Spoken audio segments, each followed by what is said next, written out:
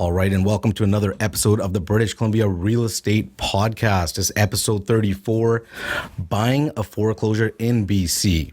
Buying a foreclosure can be a good thing, it could be a bad thing, it could be a very ugly thing, and we're going to jump right into it in this video. So Jeff, maybe you can go over some of the good things about a foreclosure, about purchasing a foreclosure. A little bit about the process. Well, I mean, Rick, everybody knows, well, I shouldn't say everybody knows, but the common perception out there is that if you get a foreclosure, you're banking, it's a great deal, it's fantastic. But Rick, as you just said right now, there are the good, the bad, and sometimes, unfortunately, the real ugly. So let's talk about the good right away, right? So, yes, sometimes you can get a foreclosure at a very, very great rate. But that also depends on the market. If the market, as what we had before, was crazy, going hot, then sometimes, you don't know because anybody can do things. But, in the market that we're in today, and especially today, Rick, this is why I think this topic is so vital, because in today, buyers are a little bit slower, understandably. Market rate, the interest rate's going higher, more listings coming out. And we actually talked about this before, about foreclosures coming up because the interest rates. Actually, I think it was at the last show, the show before that, we said maybe 1 out of 4 Canadians. Last show. Was it last show? Episode 33. See, I forget because, unlike Ricky, I sometimes have to do work, and Ricky's just, behind the scenes. Well, I can't say they're pretty face, but he's not always on the screen. However, right? The brains behind the operation. Let's just keep it at that, right? Yeah. The long pause. But yeah. in today's market, foreclosure is very, very important. I myself, Rick, I actually have a foreclosure list that I send out to my clients. Okay. Yeah. So, in today's market, today's world, foreclosures can be very, very attractive. You can actually possibly snag them at a good deal. With a lot of buyers, especially and we talked about this before, not moving, but traveling outside right now, the higher interest rate, the uncertainty of a lot of buyers is creating a market that will allow the more skilled, more savvy, and you know what? I'm going to say this, the sharks to come in because there's blood in the water. Now, a lot of these buyers, majority of them might not know how to maneuver, and not every realtor knows how to maneuver in foreclosures. So for that point, Rick, any of you out there planning to even look at foreclosures, call me, because forget everybody else. Right, this is how it is. But no. I've done many foreclosures. I've done things for private land foreclosure as well, and even for banks. So there's different styles. But to get back to the good of it, yeah, sometimes you can snag a really, really good deal, Rick. Okay, but sometimes aren't good deals too good to be true? Right. So now he's segueing into to the bad, So it's true though. It's very true. It's true. And the bad part about it. Let's get into the bad. The bad. Now, when you're buying a foreclosure, it all depends on your positioning. If you're the first person to bid on it, then it's like a normal deal. You go in, you can put your normal subjects in, subject of financing, inspection, all that kind of stuff. But understanding the process, the banks or private lending, they will not take responsibility of the condition of the unit, how it looks, what's in it. It's usually as is, where is. Now, with that going forward, the bad, you can buy a property, it can be stellar, it can look fantastic, it's there as a showstopper. And we're going to talk about houses right now, not condominiums or townhouses. Okay. So you go and it looks great. Appliances are there, paint's nice, it doesn't matter the age. You see sometimes some newer ones or older ones. But the bad, what can happen in terms of when you're in the process of buying, if you're not the first person to act, then what happens is that realtor, who was the listing agent, will take an accepted offer. So let's say, I don't know, Steve came in, Mary came in, John came in, Raj came in, who knows? They were the first offer that got accepted. So which means they went through the whole process. Let's just say it's from a bank, right? So the lawyers have accepted it now.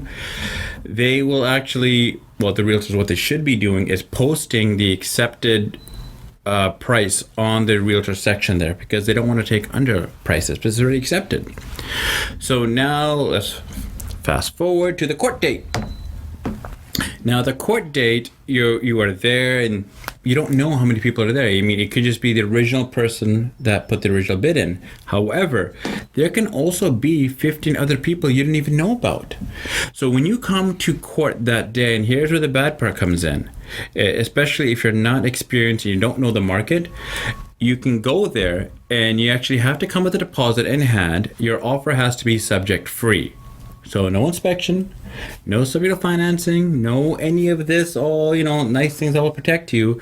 You are now going there to buy the property as you saw it that day, and there's no guarantees the property will be the same condition that day. So I'm tagging a little bit into the ugly side of it, which I'm going to get into soon.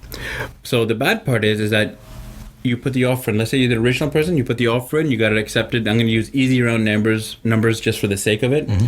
So you got accepted at $1 million. Now you're happy, you're excited, blah blah. It's court date time. Now you're there, you see 15 other people there. Yeah, do you really think that you're still going to get the property for that price? Probably not. So what's going to happen? Those other realtors with their buyers are probably going to put in offers. And you don't know what their offers are. There's all blind bid. You have no idea. So you, as the original person who put the original purchase price in, you have a chance to rewrite. But what are you going to rewrite at? There's just no telling. I mean, you can go $1 more, you can go 50,000 more, you can go 200,000 more, you can go $1 million more, depending on the property. But you don't know. So the bad part comes in is you have to act then and there. And if you have a realtor that will actually prepare you for it, then that's a good thing. But if the person you're working with, or if you don't even have an agent, which is not smart, you won't know what to do. You won't know how to act. You won't know what price to put. So that's the bad part of it, Rick. It is the uncertainty after the first initial stage. And even maybe you could elaborate on this a little more about it's not mandatory to get an inspection, but you should though, right? Well, I always recommend an inspection. You don't know. I mean, we've sold homes that were basically brand new, and actually we have sold homes that are brand new. And after the inspection, we found out that there were shortcuts. There were this here. There were this here. So for a foreclosure, if you're the first person to act, and this is what I'm saying, if you're planning to buy a foreclosure, you really need to go with someone who actually deals with that, who has experience in that, who can actually guide you. So, yes, to answer your question there, inspections are always important. I will never say it's not. There you have it, guys. All right. Now, make sure you guys like, comment, and subscribe to this channel, and write the words "I have subscribed" in the comment section, and we will send you out a free JC Homes hoodie. I'm actually heading to Jeff's house after this episode. This time, I'm not even joking. Okay, to get the right size. So you were joking before. So you lied to all our viewers before that you were heading there. Last time, we had to leave. It's recorded. Right? So yes. Actually heading there when everybody knew that I said, yes, he's going to do this, he can do this. Actually, so thank you. We're still recovering from Jeff's birthday on the weekend here, right, guys? Okay, I don't know what you're talking about. Just don't want to get into those things. Forgot about the hoodies that night. I was going to actually grab them, but, it was a long night. So now I'm like, okay, after this episode, definitely grabbing the right sizes to the couple people who haven't gotten theirs, and we'll be sending them out ASAP to you guys, okay? So thank you for that. And if you're planning on moving or relocating anywhere to British Columbia, especially the Lower Mainland, Greater Vancouver area, Fraser Valley, wherever, give us a call. The number will be on the screen. We absolutely love helping you guys out, all right? If you're planning on thinking or relocating. So don't forget, give us a call. Thank you to those who've reached out to us. And no, we're not done yet, Rick. I mean, we're not done yet, but we haven't talked about the ugly part yet. Oh, no, we haven't talked about the ugly. That's the next part. See how Rick is there. We haven't talked about the ugly part yet. So let's get right into it, as Rick says, the ugly. Now, here's the ugly part. Let's say you were the first person and you got your offer accepted. or you were the person that won the bid in court. Great, fantastic news, happy for you, blah, blah, blah, blah, blah. Here's where the ugly part can come in. You go into the property, and you saw the property before. Everything was nice, and we're just going to talk about houses here, not condominiums or townhouses, right? You go into the property. All of a sudden, you notice there's no appliances. The drywall is all ripped down, and the piping is gone. There's a reason why the banks and all the people and the lawyers and everybody says it's as is, where is. I'm going to talk about the where is in a second. You do not take any liability, any responsibility of the condition of the property the time you viewed it. It's basically the property, the fact that it has a structure on it, great. But they're not taking any liability or any warranty that is going to be in that condition. So understand there are risks of when you buy that property. It might not be actually in the same condition. It could be actually broken down. The front door can kick. The appliances could all be gone. The piping can be done. The drywall can be. You can have squatters in there. It actually has happened. I've seen it happen. I've actually had to do something about it before because it happened. Now that's the as is. The where is, I haven't seen this where is part happen before, but let's just say the magically or, because, it's science, it's somehow we had an earthquake and the home shifted and it shifted off the foundation and it moved to the right. I'm not going to say so extreme that it went 30 feet to the right, but even if it moved off the foundation and went 5 inches to the right, well, that's why they say as is, where is, right? Because if it moves to the right, that's still your problem. And those can be the real ugly parts of it. There is also a really other nasty part is if that property, hopefully it wasn't, but if it was involved in illegal activity, maybe a grow up or maybe something like that, or, let's just say illegal activities, there also is a certain risk aspect that, maybe people didn't know that it was foreclosed and now you came into it and you moved into it with your family and you've been there for 3-4 months, everything's great. All of a sudden your door got kicked down and someone comes in because they thought it was still the same home. Oh, wow. That has happened as well. These things can happen. So if you are planning to buy a foreclosure property, understand there are the good, the bad. There can be a lot of ugly. But if you have someone who can actually guide you, explain to you, and make you understand what all is entailed, that can really help. And Rick, there's one thing I want to touch on right now because I've been hearing a lot about this, is a lot of people have been getting expert advice from people. And I asked them, I'm like, well, is it a realtor? No. Mortgage broker? No. Home inspector? No. Appraiser? No. Do they have anything to do with the real estate industry? No. Why the hell are you listening to them? Like I said, I've said this before in the past. It's like if I need medical advice and I went to my car mechanic. Really? So come on, people. So true. Like, I mean, don't disrespect and don't, be an understanding of the importance of real estate. It's a lot of money you're investing. And now if you're buying a foreclosure property, as this topic is today, the good, bad, and ugly, you really need to understand that. Yeah, very, very important to do your due diligence on that. Otherwise, you might be just paying out the... I mean, right? Nick, people do due diligence when you're booking a hotel room. It's true. Right? You're booking a hotel room for like maybe 2 nights and you do your due diligence. You are going to live there and you can't do your due diligence? It's true. Very true.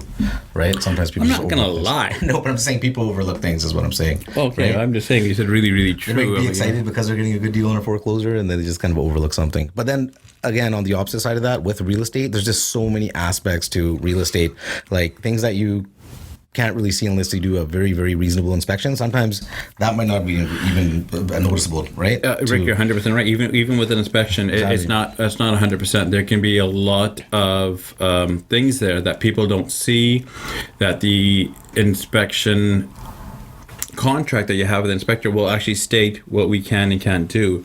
And asbestos is actually a very, very big thing, because normal inspectors do not test for asbestos. You need to actually hire someone for that. And we're going to have an episode on that as well. We are? Yeah, we are. Okay. All right. We're going to have an episode of that. It doesn't matter about my droopy eyes. It doesn't matter how tired I am. It doesn't matter if I have a family or home. Rick says we have to do it now, so. We had to, all right? Any last pieces with that? I know it's getting late. It's getting late. I mean, you said it was getting late a while ago. I said it was what time? Yeah. Hey, man. And we didn't even mention the new studio. How do you guys like the new studio? Maybe drop it in the comments. Right? No, definitely. I think it's a little bit more upgraded, like it's a little bit more, let's say, me style. All right.